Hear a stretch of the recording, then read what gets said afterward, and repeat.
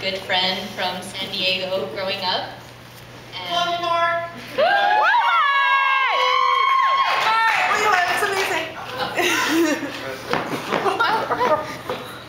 I was second choice as maid of honor. I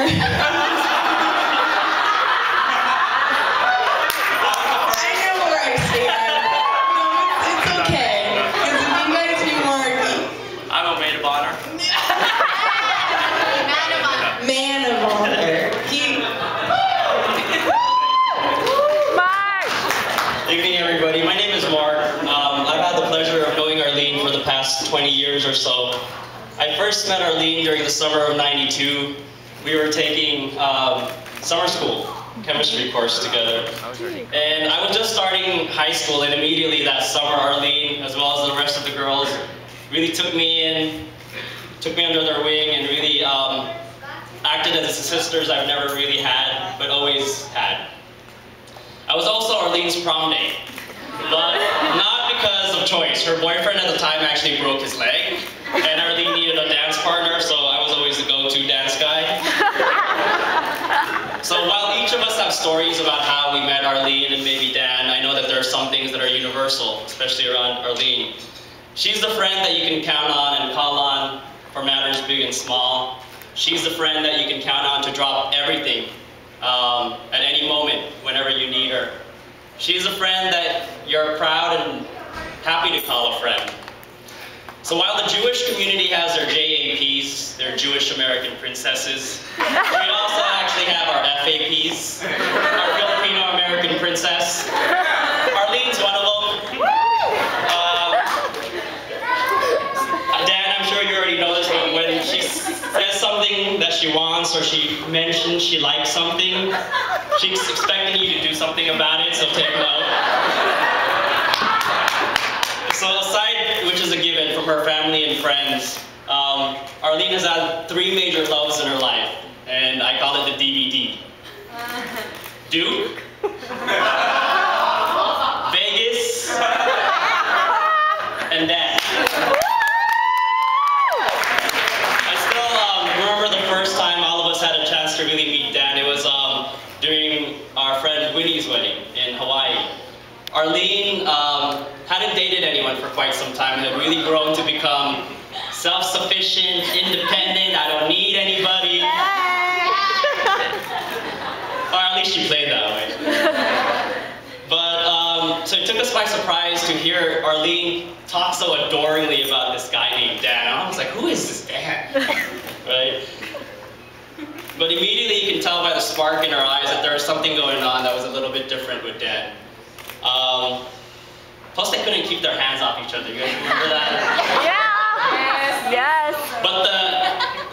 But the big winning thing was that he knew how to cook adobo.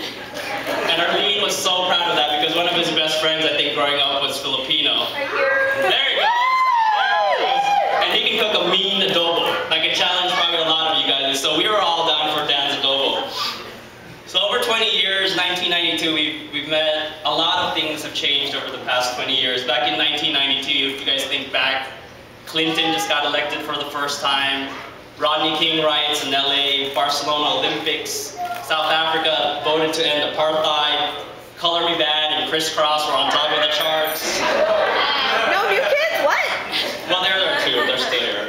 But one thing has really remained constant over the past 20 years.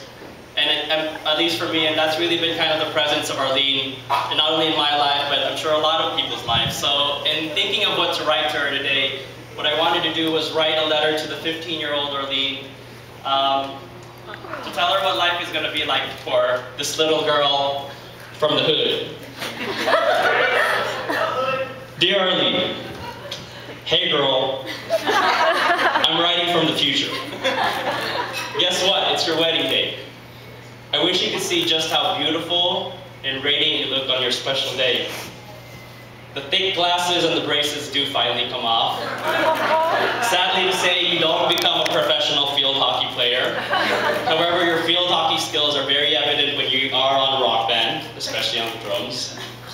Speaking of games, I suggest you start looking into something called World of Warcraft. I won't spoil the surprise, but let's just say this game eventually plays a big role in your life. terminology like burning crusade, arcane brilliance, lay on hand spell, and start liking orcs, trolls, and warlocks.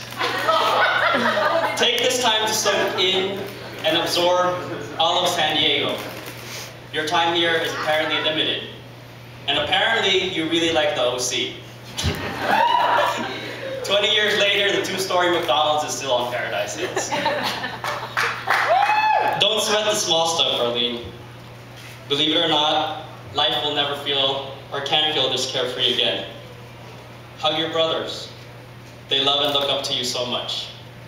Hug your parents. They both love and look up to you so much as well. By the way, the love of your life will not be Filipino. So you may want to start altering your concepts of time and being on time. 7 p.m. means 7 p.m. Things only get better, my dear Arlene. Don't let anybody tell you otherwise. Don't let any situation or obstacle make you believe otherwise.